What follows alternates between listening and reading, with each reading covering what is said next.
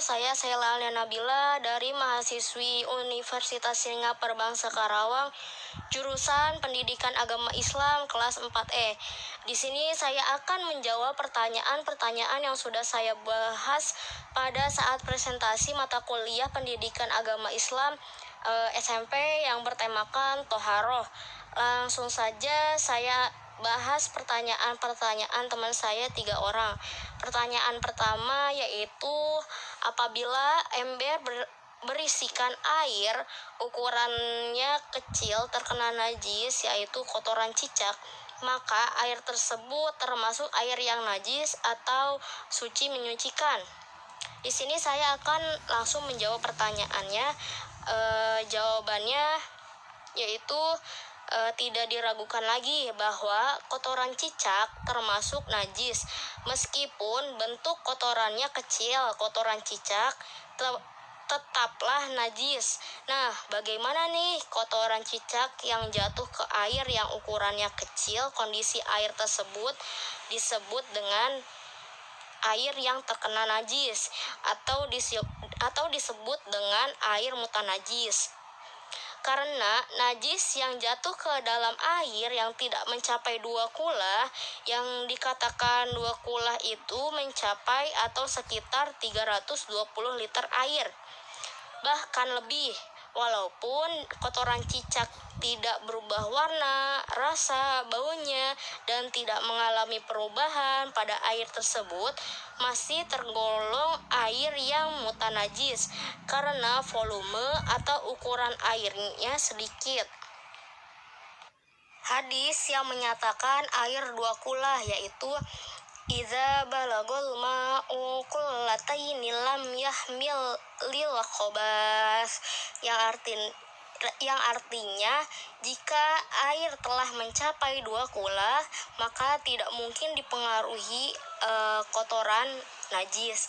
Hadis Ad-Daraqutni.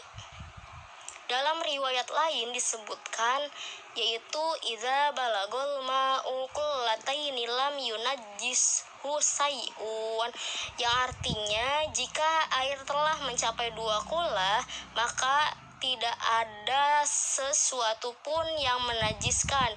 Hadis Ibnu Majah dan Ad-Darimi. Pertanyaan kedua yaitu pertanyaannya, apa hukumnya air yang berubah sifatnya dikarenakan oleh kondisi sifatnya? Jawabannya yaitu jika perubahannya karena sesuatu yang suci dan lebih dari 2 kula tetap suci menyucikan. Jika kurang dari 2 kula tetap suci tapi tidak menyucikan. Jika perubahannya karena barang najis, maka dihukuminya najis atau mutanajis.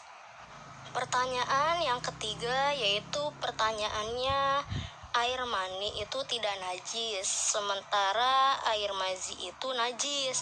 Tapi kenapa keluar mani harus mandi besar, sementara kalau keluar air mazi atau air wadi itu cukup dibersihkan dan berwudu saja? Mengapa hal demikian? Pertama-tama kita harus mengetahui air mani, pengertian air mani, mazi, dan wadi. Nah, mazi itu yaitu cairan bening yang keluar dari kemaluan laki-laki biasa akibat bercumbu atau hayalan. Warnanya bening dan bisa keluar sesaat sebelum mani keluar. Namun tidak seperti mani, keluarnya mazi tidak deras dan tidak memancar. Mazi berbeda dengan mani, yaitu bahwa keluarnya mani diiringi dengan lazah atau kenikmatan, sedangkan mazi tidak. Sedangkan wadi adalah cairan yang kental berwarna putih yang keluar akibat efek dari air kencing. Baik mazi maupun wadi, keduanya tidak mewajibkan mandi zanabah. Yang mewajibkan mandi zanabah adalah keluarnya air mani, baik dengan cara sengaja seperti onani dan hubungan seksual, atau tidak sengaja seperti mimpi. Dasarnya yaitu sabda Rasulullah SAW an Abi Sa'idil Khudri radhiyallahu taala an qala Rasulullah sallallahu alaihi wasallam al-ma'u mil ma'i. Dari Abi Sa'id Al-Khudri radhiyallahu taala berkata bahwa Rasulullah Shallallahu alaihi wasallam bersabda, sesungguhnya air itu kewajiban mandi dari sebab air keluarnya sperma. Hadis Bukhari dan Muslim. Sedangkan air mazi dan wadi keduanya tidak mewajibkan seseorang untuk mandi zanabah lantaran tidak menyebabkan hadas besar, namun keduanya termasuk ke dalam kategori benda najis. Dasarnya adalah ketetapan para ulama yang mengatakan bahwa semua benda dan keluar lewat kemaluan depan atau belakang adalah najis, baik bentuk cairan, padat, ataupun gas, kecuali air mani yang justru tidak najis tetapi menyebabkan hadas besar dan mewajibkan mandi. Bila keluar mazi atau wadi, maka harus istinja seperti keluarnya air kencing. Demikian juga pakaian yang terkena keduanya harus disucikan dari najis untuk boleh dipakai sholat. Alhamdulillah, pertanyaan sudah saya jawab semua.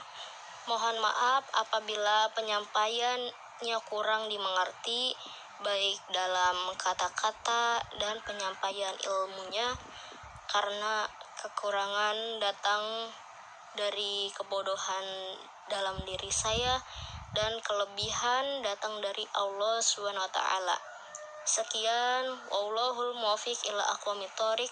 Wassalamualaikum warahmatullahi wabarakatuh.